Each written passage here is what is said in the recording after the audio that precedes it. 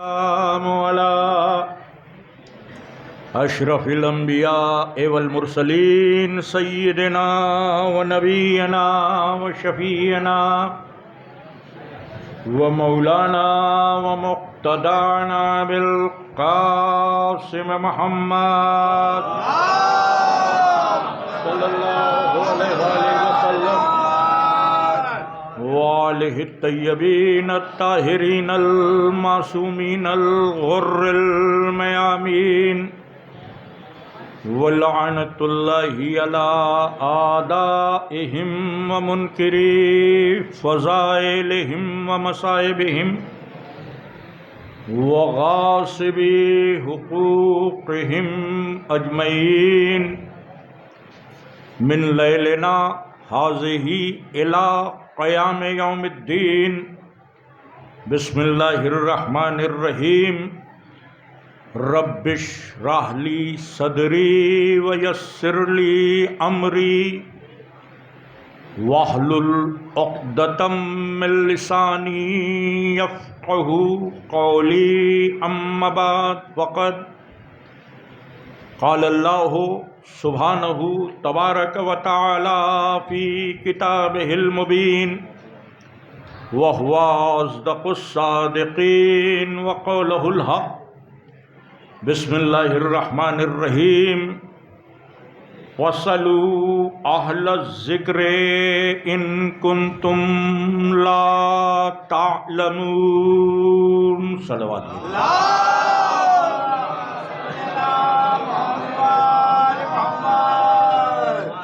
برادران ایمانی، قرآن حکیم کے سورہ مبارکہ نحل کی 43ویں آیہ کریمہ کے آخری جز کی تلاوت کا شرف حاصل ہوا، اور یہاں کہیں بھی خطاب کی سعادت میسر ہو رہی ہے۔ اسی آیہ وافی ہدایہ کے ذیل میں میں گفتگو کرنے کی کوشش کر رہا ہوں، کیونکہ یہ قرآن کی گفتگو ہے، اور ظاہر ہے کہ قرآن کا کوئی بھی فرمان پورے عالم انسانیت کے لیے، کوئی تسلیم کرے یا نہ کرے، ہے پوری انسانیت کے لیے، اس لیے کہ قرآن اس کا کلام ہے جو ساری انسانیت کا خالق ہے، کل کائنات کا خالق ہے۔ تو خالق کو پورا حق ہے کہ اپنے بندوں سے، اپنے مخلوق سے گفتگو کرے، اور اس کو پورا حق ہے کہ وہ ان کو صراط مستقیم کا پتہ بتائے۔ کوئی مانے یا نہ مانے، یہ الگ مرحلہ ہے، لیکن نہ ماننے والے وہ لوگ ہو سکتے ہیں کہ جن کا تعلق اسلام سے نہ ہو، ان کے پاس یہ کہنے کا چانس ہے کہ ہم قرآن کو اللہ کی کتاب نہیں مانتے، وہ یہ کہہ سکتے۔ لیکن کوئی بھی مسلمان قرآن کے کسی ایک حرف کا انکار کر کے مسلمان نہیں رہ سکتا۔ جو قرآن چھوڑے گا تو قرآن کے ساتھ ساتھ اسے اسلام بھی چھوڑنا پڑے گا۔ تو کم سے کم قرآن کی ہر آیت سارے عالم اسلام کے لیے دعوت فکر بھی ہے، اور اتباع اور اطاعت کا مرحلہ بھی ہے۔ اس آیہ شریفہ میں اللہ رب العزت نے ایک پیغام دیا، اور ایک لفظ سے بات شروع ہوئی، وہ لفظ ہے فصلو۔ فصلو کا مطلب بزرگ بہتر جانتے ہیں، ہمارے جو بچے ہیں وہ ذرا سا غور کر لیں کہ آپ اپنی زبان میں اکثر کہتے ہیں سوال کریے، پوچھئے۔ تو سوال معلومات حاصل کرنا، کچھ طلب کرنا، کچھ پوچھنا، سوال کے لفظ سے آپ بالکل آشنا۔ اسی سوال سے بنا ہے فصلو۔ فصلو کے معنی ہے پوچھو، سوال کرو۔ کیا معنی ہوئے؟ سوال کرو، پوچھو۔ اعجاز ماموں تشریف فرما ہیں، اور ماشاءاللہ شاعر تو وہ اردو کے ہیں مگر عربی کے بھی منتہی ہیں، اور پورا ان کا عربک بیک گراؤنڈ بھی ہے، تو وہ بہتر سمجھ سکتے ہیں کہ عربی میں اصول ہے کہ فے لگ جائے تو وہ فائے فوری کا فائدہ دیتا ہے، مطلب کوئی سی میں فعل لگ جائے تو اس کا مطلب یہ کہ فوراً یہ کام کرو. تو فصلو کا مطلب ہی یہ ہے کہ جلدی سوال پوچھو، فوراً پوچھو. کس سے پوچھو؟ اہل ذکر سے پوچھو. اب سوال پوچھو، اہل ذکر سے پوچھو. کیا پوچھو؟ کیونکہ ایک تہذیب سوال بھی ہے کہ کس سے کیا پوچھا جائے. ہر ایک سے ہر بات نہیں پوچھی جا سکتی. علم کے مرحلے میں سوال پوچھنا بنیاد ہے. جب آپ پوچھیں گے نہیں تو آپ کو علم حاصل نہیں ہوگا. آپ کو پوچھنا ہے تبھی آپ علم کی منزلوں میں آگے بڑھیں گے. تو پوچھو. کیا پوچھو؟ کس سے پوچھو؟ تو کیا پوچھو میں سب سے بڑی بات یہ ہے کہ یہ معلوم ہونا چاہیے کہ کس سے کیا پوچھا جائے. نزلہ تھا، 3 دن سے بخار تھا، عذاب. تو آپ ڈاکٹر سے کہیں گے کہ یہ کیفیت ہے. کسی انجینئر سے نہیں پوچھیں گے کہ ہمیں بخار ہو گیا ہے. کوئی مقدمہ ہے تو وکیل کے پاس جائیں گے کہ بھیا یہ مقدمہ ہے اور آپ اس میں دیکھیے کیا ہو سکتا. مقدمہ لے کر آپ کسی حکیم صاحب کے پاس نہیں چلے جائیں گے. تو سب کی فیلڈ ہے اور جو جس کی فیلڈ ہے اس سے وہی سوال پوچھا جائے گا، الگ سے تو نہیں پوچھا جائے گا. تو یہاں اللہ کہہ رہا ہے پوچھو. پھر کہہ رہا ہے اہل ذکر سے پوچھو. کیا پوچھو؟ ساری قید ہٹا دی. ان کنتم لا تعلمون. ہر وہ بات پوچھو جو تمہیں نہیں آتی. یہ جو ٹکڑا رکھا یہ اہل ذکر کی تعریف کر رہا ہے. اہل ذکر وہ لوگ ہوں گے کہ جو سب کچھ جانتے ہوں گے، جو سب کچھ جانتے ہوں گے. ہماری دنیا میں جو لوگ پائے جاتے ہیں وہ کچھ جانتے ہیں. ہماری دنیا میں جو لوگ پائے جاتے ہیں وہ کچھ جانتے ہیں. اپنی فیلڈ میں کچھ جانتے ہیں مگر سب کچھ نہیں جانتے. ہمارے اعجاز زیدی صاحب استاد الشعراء کہلاتے ہیں. تو شاعری میں جانتے ہیں، عروض جانتے ہیں، ذہاب کیا ہے یہ بتا دیں گے، بہور کیا ہے یہ بتا دیں گے. لیکن اگر ان سے آپ پوچھئے کہ آپ عروض میں حرف آخر ہیں تو یہ کہیں گے نہیں. اسی فیلڈ کے ہیں مگر کسی بھی فیلڈ کا ماہر اپنی فیلڈ میں حرف آخر نہیں ہوتا، کچھ نہ کچھ اس سے چھوٹا رہتا. دین میں آ جائیے، جو علماء ہیں وہ دین جانتے ہیں. جو بہت بڑے علماء ہیں وہ عالم کہلاتے ہیں. ہم کو حکم دیا گیا کہ عالم کی تقلید کرو، تو جو عالم تر ہے اس کی تقلید ہوتی ہے. تو جو عالم تر ہو، جس کی آپ تقلید میں ہو، کبھی اس سے پوچھ لیجئے کہ کیا پورا دین جانتے ہو، پورا قرآن جانتے ہو. تو عالم بھی آپ سے یہ کہے گا کہ نہیں، ہم اپنی محنت بھر جانتے ہیں، سب نہیں جانتے ہیں،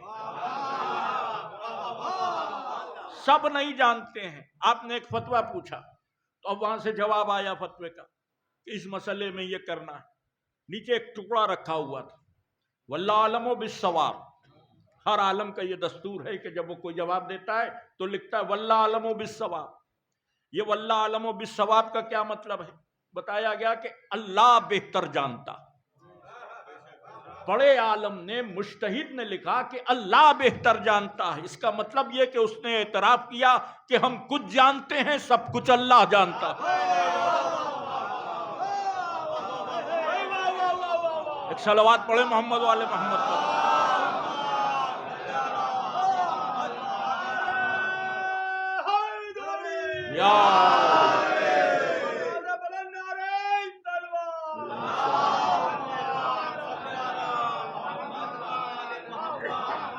تو کوئی سب کچھ نہیں جانتا، مگر یہ آیت کہہ رہی ہے کہ اہل ذکر سے پوچھو ہر بات جو تم نہیں جانتے.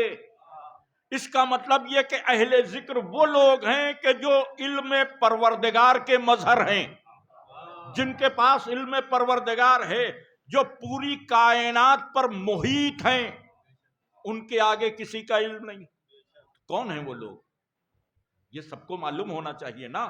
قرآن کہہ رہا پوچھو. تو جب قرآن پوچھنے کو کہہ رہا ہے تو کیا امت کو یہ نہیں معلوم ہونا چاہیے کہ اہل ذکر کون؟ یہ امت کو معلوم ہونا چاہیے کہ نہیں معلوم ہونا چاہیے؟ یہی شکوہ امت سے ہمارا، اس نے علم کی طرف رغبت ہی نہ کی. جو اہل ذکر تھے ان کے در پر گئے ہی نہیں. ہمارا ہر مسئلہ اہل ذکر حل کرتے اکارڈنگ ٹو قرآن. امت نے کیا کیا؟ اپنا مسئلہ حل کروانے کے بجائے اہل ذکر کو ہی مسئلہ بنا دیا۔ 14 صدیوں کا سفر گزر گیا، سن 11 ہجری میں رسول کی رحلت ہوئی تو قرآن کے تنزیل مکمل ہو گئی۔ نزول قرآن 11 ہجری کے بعد نہیں ہے، اب 1444 ہجری چل رہا ہے۔ کم سے کم نزول قرآن کو 1133 سال ہو گئے۔ 1133 سال قرآن کو نازل ہوئے ہو گئے۔ آج بھی قرآن میں 2 جگہ یہ آیتیں موجود ہیں، سورہ نحل میں، سورہ انبیاء میں، فَاسْأَلُوا أَهْلَ الذِّكْرِ إِن كُنتُمْ لَا تَعْلَمُونَ، پوچھو ہر وہ بات جو تم نہیں جانتے، اہل ذکر سے پوچھو۔ لیکن 1433 سال کے عرصے میں امت یہ نہ طے کر پائی کہ اہل ذکر کس کو کہیں۔ اس سے بڑی بدنصیبی امت کی کیا ہوگی؟ یہ صرف آپ سے خطاب نہیں ہے، پوری اسلامی برادری سے، جہاں جہاں مسلمان ہیں اور میری آواز سن رہے ہیں، کبھی اس بات پہ غور کریں کہ 1433 سال میں یہ کیوں نہیں طے ہوا کہ ہم کس سے پوچھیں۔ تفسیریں بہت کی گئیں، تاویلیں بہت کی گئیں۔ کسی نے کہا اہل ذکر سے مراد آسمانی کتابیں، کسی نے کہا اہل ذکر سے مراد انبیاء جو گزر گئے۔ اتنا گرے کہ کہا اہل ذکر سے مراد مولوی ہے۔ علماء کو اہل ذکر کہنے لگے۔ علماء کا احترام اپنی جگہ، مگر عالم ہونا اور ہے اور علی ہونا اور ہے۔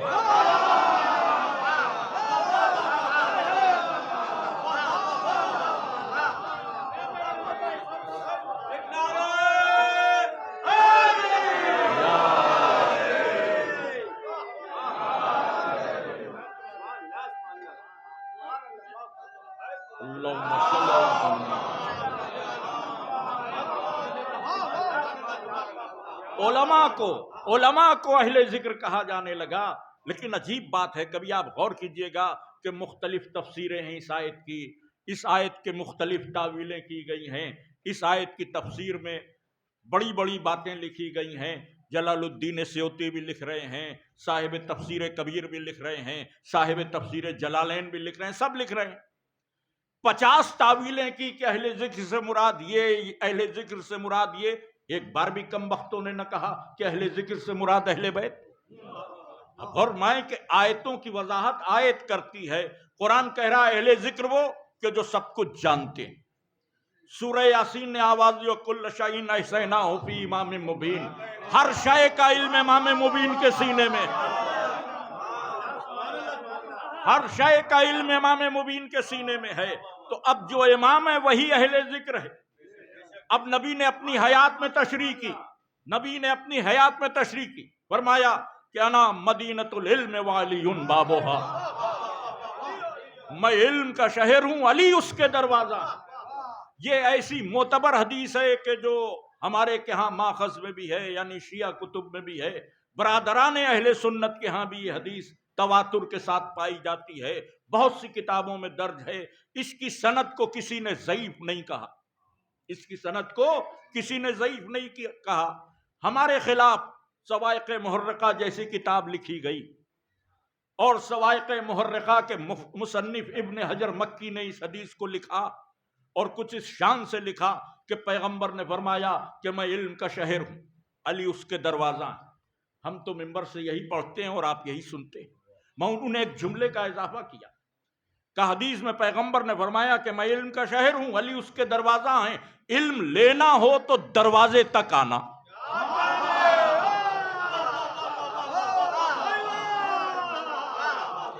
تو صاحب صواعق محرقہ یہ کہہ رہے ہیں کہ علم اگر کسی کو چاہیے تو علی کے در پر آئے۔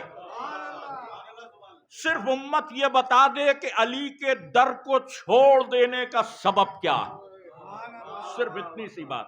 زن گرامی، اہل ذکر کون ہیں؟ نبی نے پہچنوایا۔ اہل ذکر کون ہیں؟ قرآن نے پہچنوایا۔ لوگ نہیں آئے۔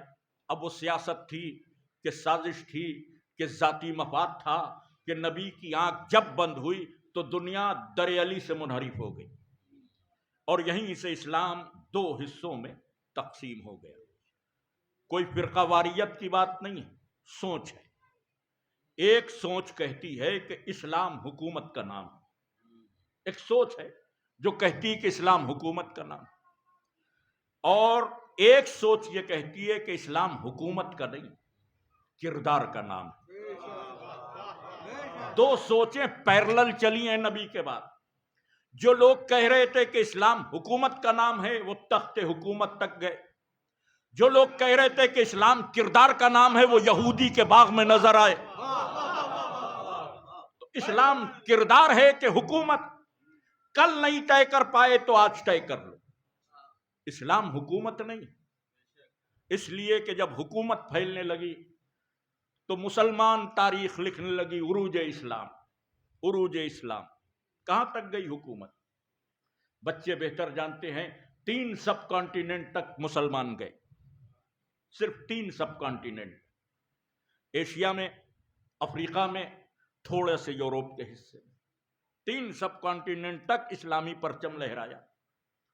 اس کے برخلاف انگریزوں کی حکومت کہاں تک گئی؟ 5 سب کانٹیننٹ، یعنی برٹین نے 5 سب کانٹیننٹ تک اپنا پرچم لہرایا۔ کہا جاتا تھا کہ انگریزوں کی حکومت میں سورج نہیں ڈوبتا، اگر کہیں دن ہے تو کہیں رات ہے، ان کی حکومت میں سورج نہیں ڈوبتا تھا 5 سب کانٹیننٹ تک۔ مگر وہ ہوشیار تھے، انہوں نے اپنی حکومت کو برٹین کی حکومت کہا، عیسائیوں کی حکومت نہیں کہا۔ انہوں نے یہ نہیں کہا کہ یہ مسیحیت کا عروج ہے، یہ عیسائیت کا عروج ہے، انہوں نے کہا گریٹ برٹین۔ گریٹ برٹین سمٹا تو صرف برٹین بن گیا۔ بھئی جہاں سورج ڈوبتا نہیں تھا اب سمٹ کے اتنے ہو گئے کہ کئی دن گزر جاتے ہیں سورج نکلتا نہیں۔ بھئی وہی برطانیہ ہے، پہلے سورج ڈوبتا نہیں تھا اب سورج نکلتا نہیں، تو وہ گریٹ برٹین سے صرف برٹین ہو گئے۔ حالانکہ ان کی حکومت میں مشنریز چلی، عیسائیت کو بڑھاوا ملا۔ ہندوستان میں کیرل میں جتنے عیسائی پائے جاتے ہیں اسی دور کی یادگار ہیں، لیکن انہوں نے اپنی حکومت پر مذہب کا لیبل نہیں لگائے۔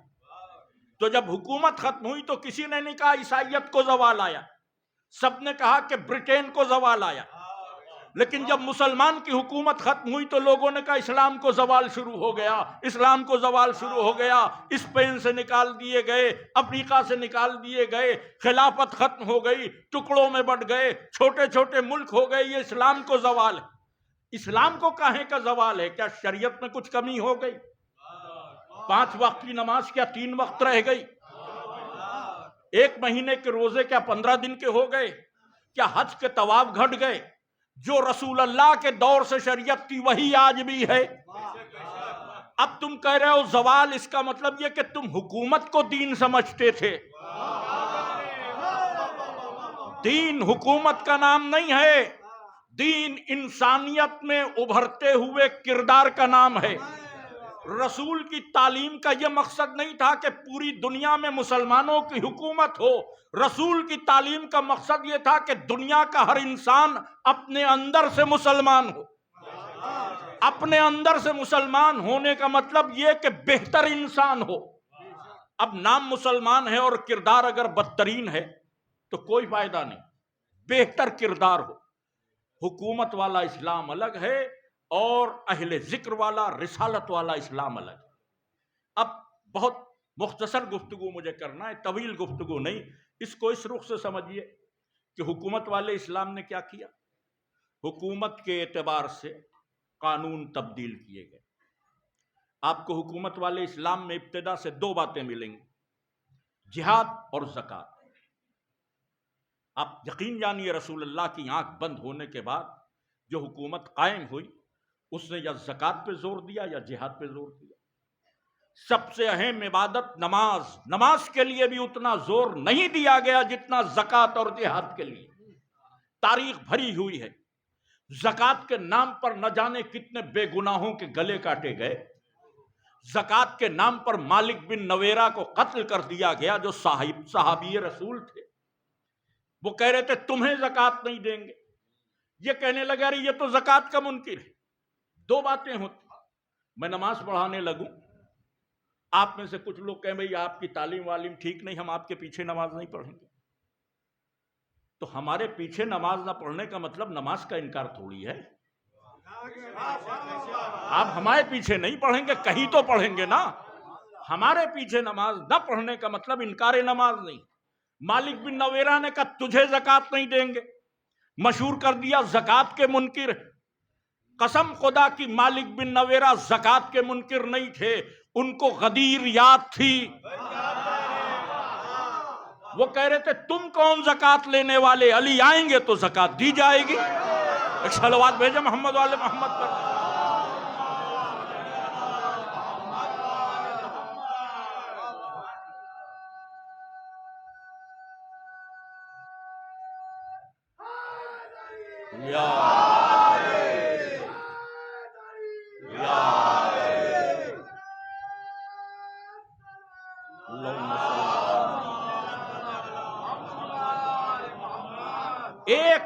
ایک لاکھ مسلمان بنام زکوٰۃ مارے گئے، غیر مسلم نہیں، یہودی نہیں، عیسائی نہیں، پہلے دور خلافت.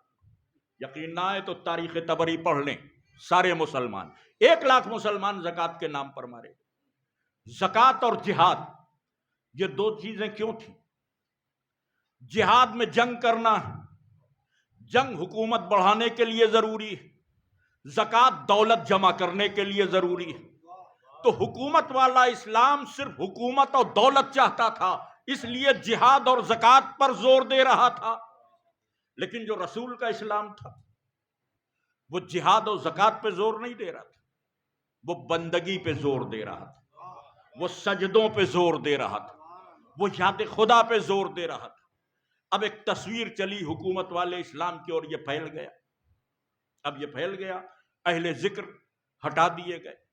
خرابی یہ پیدا ہونے لگی کہ حاکموں نے جو کیا لوگ اس کو دین سمجھنے لگے. بہت سی مثالیں تاریخ میں، بس 2 مثالیں دے کر بات آگے بڑھا دی. ایک حاکم، ایک بادشاہ نے لوگوں کو مسجد میں رمضان میں نماز پڑھتے ہوئے دیکھا. جب رمضان میں نماز پڑھتے ہوئے دیکھا تو ان کے دل میں کچھ محبت قرآن پیدا ہو گئی. ان کا بھئی تم نماز پڑھ رہے ہو، قرآن پڑھو. رمضان میں 20 رکعت نماز رسول پڑھتے تھے سنت، اس میں قرآن پڑھو. جماعت کروا دی. سنت نماز میں جماعت نہیں ہے. کبھی آپ نے دیکھا کہ مغرب کی نماز پڑھی آپ نے اور پھر 4 رکعت نافل کے لیے پیش نماز نے کہا آئیے جماعت سے پڑھ لیں؟ نہیں. لیکن ایک بادشاہ نے سنت نمازوں کو جماعت سے کرا دیا. رسول کے دور میں کبھی نماز تراویح نہیں پڑھی گئی. تاریخ شاہد ہے، جس کو حوالہ چاہیے ہو حوالہ لے لے، جس کو بحث کرنا ہو بحث کر لے کہ تراویح کی نماز دور رسول میں نہیں پڑھی گئی. ایک حاکم نے پڑھی. آپ انصاف سے بتائیں کہ جو رسول نے کیا وہ دین بنے گا یا جو بادشاہ کرے وہ دین بنے گا؟ دین کسے کہیں گے؟ تو دین بادشاہ کا عمل نہیں ہے، دین رسول اللہ کا عمل.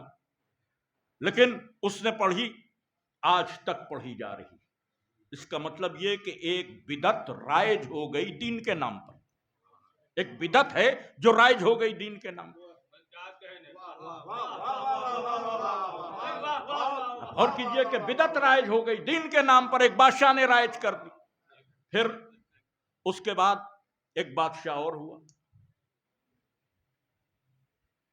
جس کو مسلمانوں نے خلیفہ راشد تو نہیں مانا مگر خلیفہ مانا. مولا علی کے بعد شام کا حاکم امیر حج بن کر آیا. حج میں نماز پڑھائی، اب حاکم ہے تو نماز بھی پڑھائے گا. حاکم کا کردار کیسا بھی ہو، اب وہ پیش نماز بھی ہے، امام جمعہ بھی ہے، سب کچھ ہے. اور میں اس نے نماز پڑھائی. تو نماز میں رسول کا دستور یہ تھا، جو خفی نماز ہے، جو خاموش نماز ہے زور کی عصر کی، اس میں بھی بسم اللہ زور سے کہتے تھے. جہری نماز میں تو کہی جاتا ہے زور سے بسم اللہ. اس حاکم نے نماز پڑھائی اور بسم اللہ نہیں کہا. تو عبداللہ ابن عباس، سعید اموی، اس قسم کے اور صحابی، انہوں نے آواز دی. تاریخ میں وہ آواز بھی محفوظ ہے. سرخت صلاۃ یا ابن ابو سفیان، ابو سفیان کے بیٹے نماز میں چوری، ابو سفیان کے بیٹے نماز میں چوری۔ آپ سوچ لیں کہ جو نمازوں میں بھی چوری کرتے ہو جب وہ رہبر ہو جائیں گے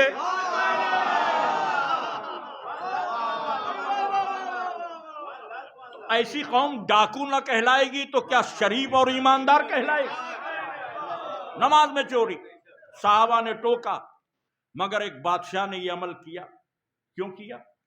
حضور نے فرمایا تھا کہ جو کچھ قرآن میں ہے وہ سب سورہ حمد میں، نماز میں سورہ حمد پڑھی جاتی، اور جو کچھ سورہ حمد ہے وہ سب بسم اللہ میں، اور جو بسم اللہ میں ہے وہ بائے بسم اللہ میں، اور جو بائے بسم اللہ میں وہ اس نقطے میں ہے جو بے کے نیچے۔ اور حضور نے فرمایا کہ بے کے نیچے کا یہ نقطہ میرا بھائی علی ہے۔ تو شام کے حاکم کو علی کا ذکر گوارا نہیں تھا، اس نے نماز میں بھی بسم اللہ ترک کر دی، ہو گئی ترک۔ آج آپ کسی بھی مسلمان بھائی کی مسجد میں چلے جائیں، مغرب کی نماز بجماعت سنیں تو سورہ حمد تو زور سے پڑھا جائے گا، نیت کے بعد الحمدللہ رب العالمین، بسم اللہ الرحمن الرحیم کا ہم دھیرے سے کہیں، یعنی ایک بادشاہ کی پیروی میں ہم زور سے پڑھیں گے، بسم اللہ دھیرے سے کہیں گے۔ اس سے بڑی علی کی عداوت کا کوئی ثبوت ہو سکتا ہے؟ آج تک یہ، اس کا مطلب یہ کہ جو بادشاہ کرتا تھا، جو حاکم کرتا تھا، جو خود ساختہ خلیفہ کرتا تھا، وہ دین بن رہا تھا۔ اب یہ سلسلہ چلتا رہتا تو اسلام بھی یہودیت اور عیسائیت کی طرح مٹ گیا ہوتا، بادشاہوں کے عمل کا نام پڑ جاتا اسلام۔ حسین نے آواز دی کہ میں یہ نہیں ہونے دوں گا، حسین نے آواز دی کہ میں یہ نہیں ہونے دوں گا، اور کربلا آ گئے۔ کربلا میں بچے بہت غور سے سنیں، امام حسین کا سب سے بڑا کارنامہ یہ ہے کہ حکومت کے پنجے سے دین کو آزاد کرا دیا۔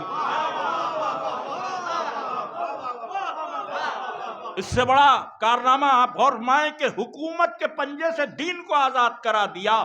حسین سے پہلے بادشاہ کا عمل دین بنتا تھا، حسین کے بعد بادشاہوں کا عمل مذاق بنا، دین نہیں بن پایا۔ حسین کے بعد کسی بادشاہ کا عمل دین نہیں بنا۔ یہ ہے کربلا کی قربانی، کسی بادشاہ کا عمل دین نہیں بنا، یہ کربلا کی قربانی۔ اب آپ غور فرمائیں کہ کیا ہے کربلا؟ دین کی آزادی کا نام ہے، شریعت کے عروج کا نام ہے، قرآن کی سربلندی کا نام ہے، مصطفیٰ کی عزت کا نام ہے، آل محمد کی آبرو کا نام ہے۔ کربلا میں آ کر ایسی روشنی ہو گئی کہ اب صبح قیامت تک اندھیرے کی شکایت نہیں کی جا سکتی۔ دین نہ سمجھ میں آئے، کربلا میں آ جاؤ، حق بھی سمجھ میں آئے گا، باطل بھی سمجھ میں آئے گا۔ یوں ہی تھوڑی کربلا کی مخالفت ہوتی ہے۔ حاکموں کا ٹولہ ہمیشہ کربلا کی مخالفت کرتا رہا، یزید کے دور سے لے کر آج تک۔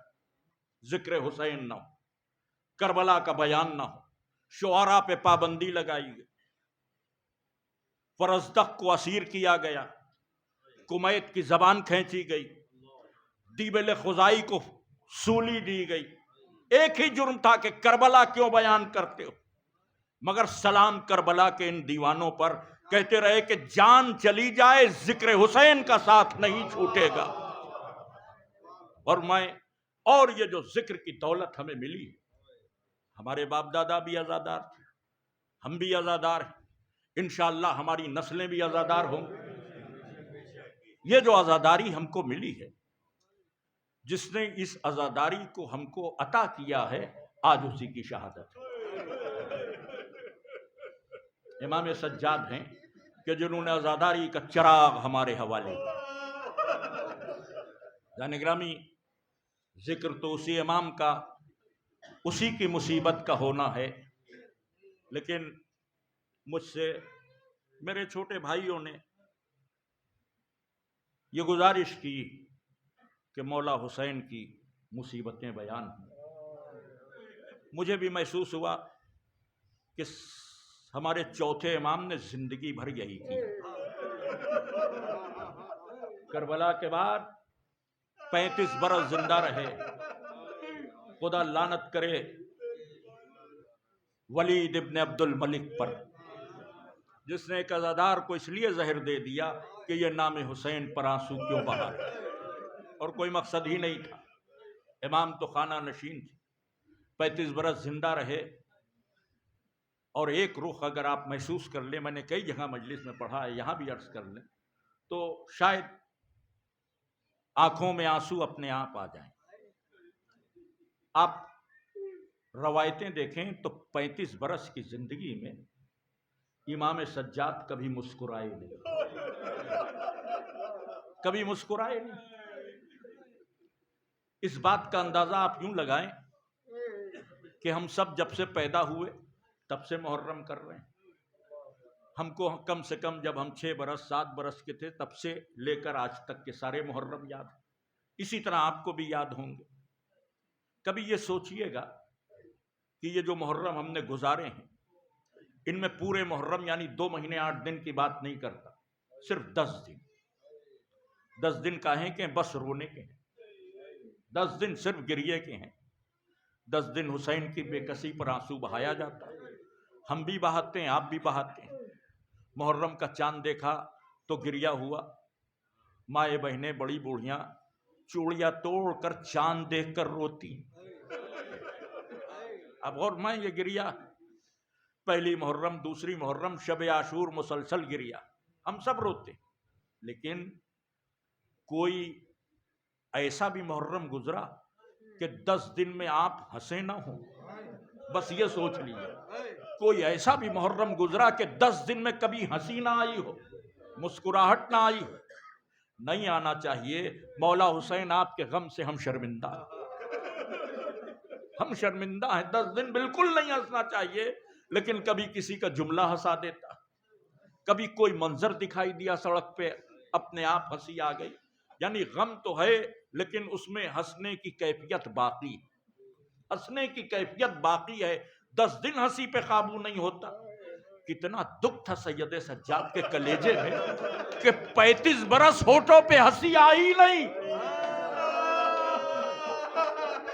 اس بات کو کبھی محسوس کر لیے تو کلیجہ پھٹ جاتا ہے کہ 35 برس ہونٹوں پہ ہنسی آئی نہیں. بس کوئی بھی موقع ہوا کربلا یاد آئی. ذبح ہونے والے جانور کو دیکھا تو لے جانے والا ڈر گیا. کہ ڈرو نہیں، بس یہ بتا دو پانی پلا لیا؟ کہ ہمارا دستور ہے کہ جب تک جانور پانی سے منہ نہ ہٹا لے تب تک ذبح نہیں کرتے. سینہ تھاما، خاک پہ بیٹھ گئے، کربلا کا رخ کیا. بابا مدینے میں جانور بھی پیاسے ذبح نہیں ہوتے. میرا بابا پیاسا ذبح کر دیا گیا. وضو کے لیے پانی آیا، پانی دیکھ کر پیاس یاد آ گئی. وہ کیوں نہ روئے پانی دیکھ کر جس نے 6 مہینے کے بھائی کے گلے پر تیر دیکھا ہو، جس نے اپنی 5 برس کی بہن سکینہ کو مسلسل پانی مانگتے دیکھا ہو اور تماچے کھاتے دیکھا ہو. جزاکم ربکم خیرن جزا. 35 برس یہی شکل رہا کہ ذکر امام ہوتا رہے. زنگرامی مولا کی پیاس کا تذکرہ، مولا کی شہادت کا تذکرہ، یہی تذکرہ مسلسل لائی رہے کہ کربلا کے وہ مناظر ہیں کہ جو کلیجوں کو شق کر دیتے. کربلا کے وہ مناظر ہیں کہ جو کلیجوں کو شق کر دیتے. سید سجاد زندگی بھر اپنے بابا کو روتے رہے، اور سید سجاد کے بابا مولا حسین 10ویں محرم کو قدم قدم پہ آنسو بہاتے ہیں. زنگرامی جتنا عرض کر سکوں گا مولا کے مصائب اتنا عرض کروں گا، جتنا بھی ہمت نے ساتھ دیا اتنا ہی عرض کروں گا. مولا حسین کربلا میں بے کس ہیں، تنہا ہیں، قدم قدم پر آنکھوں میں آنسو ہیں. آپ غور کیجئے کہ عاشور کی صبح جو ہوئی ہے تو بڑی عجب صبح ہے. تھا بس کے روزے قتل شہ آسماں جناب. میر انیس کہتے ہیں تھا بس کے روزے قتل شہ آسماں جناب، چہرے پہ خون ملے ہوئے نکلا تھا آفتاب. آفتاب کے چہرے پہ خون تھا.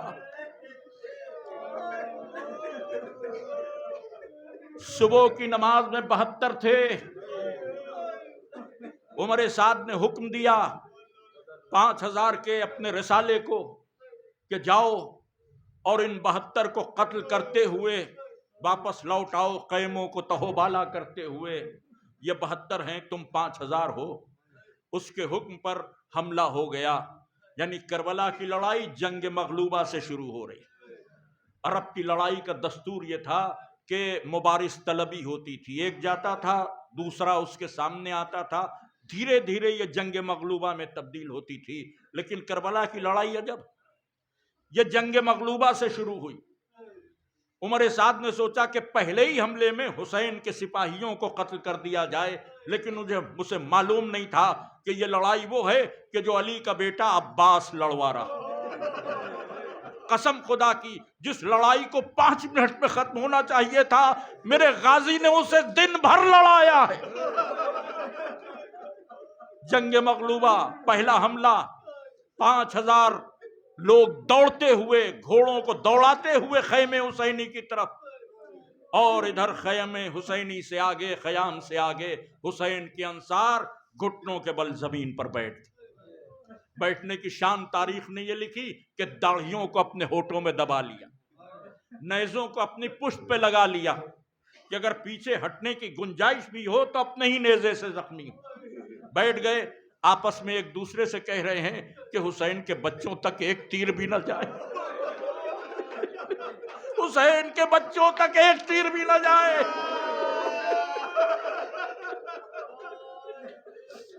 سلام کربلا کے ناصروں، تم پر. گھٹنوں کے بل بیٹھے ہیں، پشت سے نیزے لگے ہوئے ہیں، ادھر وہ لوگ دوڑتے ہوئے آ رہے ہیں. وہ سوچ رہے ہیں کہ یہ اٹھتے کیوں نہیں، یہ کچھ کرتے کیوں نہیں. اب وہ کنفیوز. جب ان کے گھوڑے ایک رینج میں آ گئے تو عباس غازی نے ایک اشارہ کیا. اب جب میرے مولا نے اشارہ کیا تو یہ حسین کے انصار اٹھے، انہی نے اپنے نیزے پیچھے سے نکالے اور اگلی صفوں میں جو گھوڑے تھے ان کے ماتھے پہ نیزے مارے. اب جو ان کے ماتھے پہ نیزے لگے تو وہ اپنی صفوں میں مڑ گئے. اب انہی کی صفوں میں تہوبالگی ہو گئی، خلفشار مچ گیا، اور حسین کے 72 ساتھیوں نے تلوار نکالی اور 5000 کے لشکر کو چند لمحوں میں کاٹ کے ڈال دیا. یہ پورا رسالہ صاف ہو گیا. عمر سعد کو اس کی امید نہیں تھی کہ 5000 میری فوج ختم ہو گئی، 72 نے مار ڈالا. زن گرامی، وہ رسالے والے جو بھاگے وہ ادھر گئے، ادھر حسین اپنے ناصروں کے پاس آئے تو 72 نے جیت تو لیا مورچے کو، مگر حسین نے دیکھا کہ 20 ساتھی کم ہو گئے. 72 میں 20 ادھر بھی کام آ گئے. مرثیہ پڑھا، واہ قلتا ہو ناصرا، ہائے میرے دوستوں کی کمی، ہائے مددگاروں کی کمی. زنگرامی، اس کے بعد دو بدو جنگ شروع ہوئی. کبھی حبیب گئے، کبھی زہیر گئے، یہاں تک کہ ظہر کا وقت آ گیا.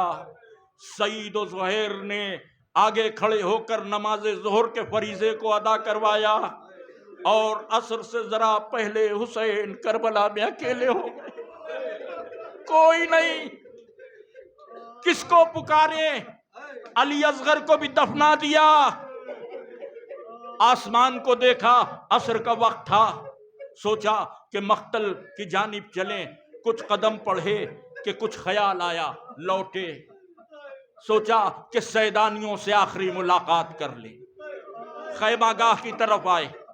جب خیمہ گاہ کی طرف آئے تو بیبیوں کا خیمہ پیچھے تھا، انصار نے اپنے خیمے آگے لگائے تھے حفاظت کے لیے کہ کوئی حملہ کرے تو سامنے انصار کے خیمے ہو. پشت پر سیدانیوں کے خیمے تھے. انصار کے ویران خیموں کو دیکھا، کلیجہ پھٹ گیا. چلے آئے اپنے ناصروں کے خیمے کے قریب. زہیر قین کا خیمہ آگے تھا، رکے. خیمے کے در پر آواز دی، اینا اینا زہیر. زہیر کہاں ہو؟ کوئی جواب نہیں.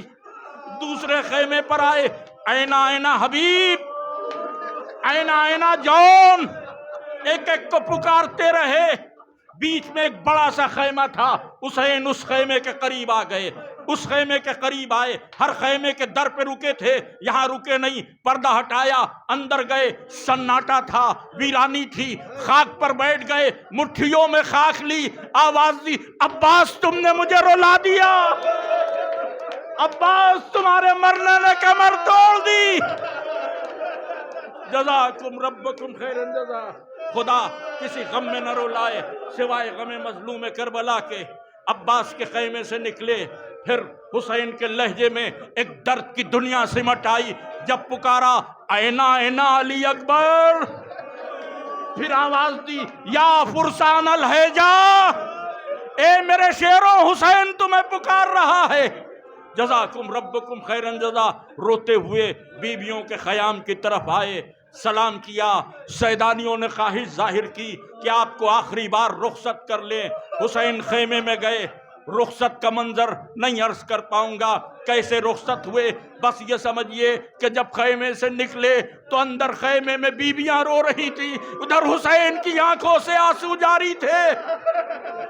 ذوالجناح کے قریب آئے، گھوڑے کی پشت پہ سوار ہوئے، چاہا کہ آگے بڑھیں، گھوڑے نے آگے بڑھنے سے انکار کر دیا، آواز دی اے میرے بابا کے گھوڑے حسین کو آخری منزل تک پہنچا دے۔ گھوڑے نے سمو کی طرف اشارہ کیا، عجب منظر تھا، ایک 4 برس کی بچی سمو سے لپٹی۔ اے میرے بابا کے گھوڑے، میرے بابا کو مقتل میں نہ لے جا۔ آج جو بھی گیا واپس نہیں آیا۔ حسین اتر کے سکینہ کو گود میں لیا، بیٹی ابھی تو آپ نے رخصت کیا تھا، خیمے میں جائیں، بابا دل نہیں مانتا، بیٹی آپ خیمے میں جائیں، بابا ایک وعدہ کر لو۔ کیسا وعدہ؟ بابا جب رات ہو تو آ جانا، تمہیں معلوم ہے تمہاری بیٹی کو تمہارے سینے کے بغیر نیند نہیں آتی۔ آواز دی بیٹی آج کی رات ماں کے پاس سونا، آج کی رات ماں کے پاس سونا، ہم نہیں آئیں گے۔ بیٹی تڑپ گئی، بابا ماں کے پاس تو میرا بھائی علی اصغر سوتا ہے۔ فرمایا ترتیب بدل گئی، اب علی اصغر میرے پہلو میں آرام کریں گے، تم ماں کے پہلو میں سونا۔ کیا کہا بی بی نے مجھے نہیں معلوم، میر انیس نے عجب بیت کہہ دی کہ بی بی سکینہ کی زبان سے کہلوایا کہ بی بی کہہ رہی جیتے رہیں فرزند، جیتے رہیں فرزند، کہ سبھی لخت جگر ہیں، میں آپ کی بیٹی ہوں، وہ اماں کے پسر ہے۔ اے بابا میں آپ کی بیٹی ہوں، وہ اماں کے پسر ہیں۔ جزاکم ربکم خیرن جزا۔ بیٹی خیمے میں جاؤ، آج کی رات ہم تو نہ آئیں گے، وعدہ ہے کہ تمہیں بلا لیں گے، مگر آج کے بعد ضد نہ کرنا۔ سکینہ اتری، آہستہ قدموں سے خیمے کی طرف جانے لگیں۔ حسین اپنی 4 برس کی بچی کو جاتے ہوئے دیکھ رہے ہیں، بی بی کے قدم ٹھہر گئے۔ اب جو رکیں تو حسین نے پوچھا بیٹی خیمے میں کیوں نہیں جاتی؟ بی بی مڑی، ننھی باہیں پھیلائیں، بابا آخری بار سینے سے لگا لو۔ نہ جانے کتنا درد تھا کہ صحرا کا لال جلتی زمین پر لیٹ گیا۔ آؤ سکینہ میرے سینے سے لگ جاؤ۔ بی بی نے رخسارے پہ رخسار رکھ دیے۔ جزاکم ربکم خیرن جزا۔ خدا کسی غم میں نہ رلائے سوائے غم اہل بیت کے۔ بس اس سے زیادہ پڑھا نہیں جا رہا ہے، شہادت تک شاید نہ پہنچ پاؤں۔ حسین مقتل میں آ گئے، ابھی روتے ہوئے آئے تھے، فوج عدو پہ نظر ڈالی، اب حسین نے جو تلوار چلائی ہے، قسم خدا کی تاریخ انسانیت میں ایسا جہاد نہیں ہے۔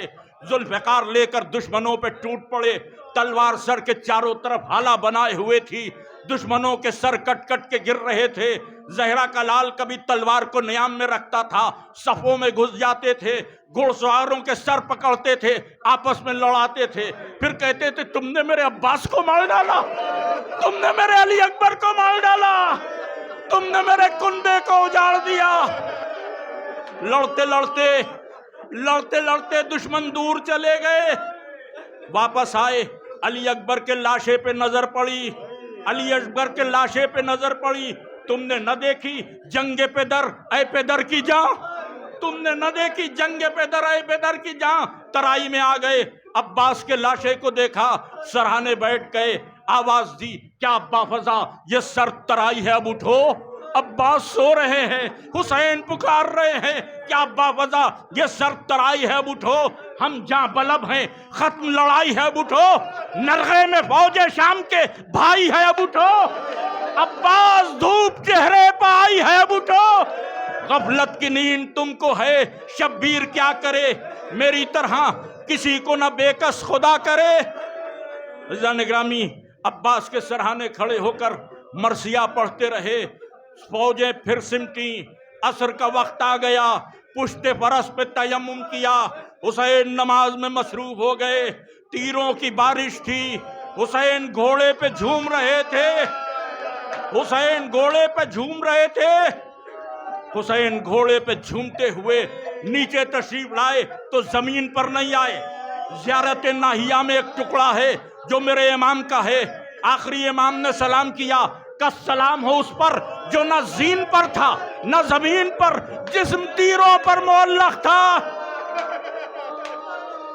جنگل سے آئی فاطمہ زہرا کی صدا، امت نے مجھ کو لوٹ لیا، واہ محمدہ، ہے کون اب جو حق رفاقت کرے ادا، یہ گہرے گہرے زخم یہ عالم کا مقتدا، 1900 ہے زخم تنے چاک چاک پر، زینب نکل حسین تڑپتا ہے خاک پر۔ جزاکم ربکم خیرن جزا، بس نہیں پڑھا جاتا، گفتگو تمام۔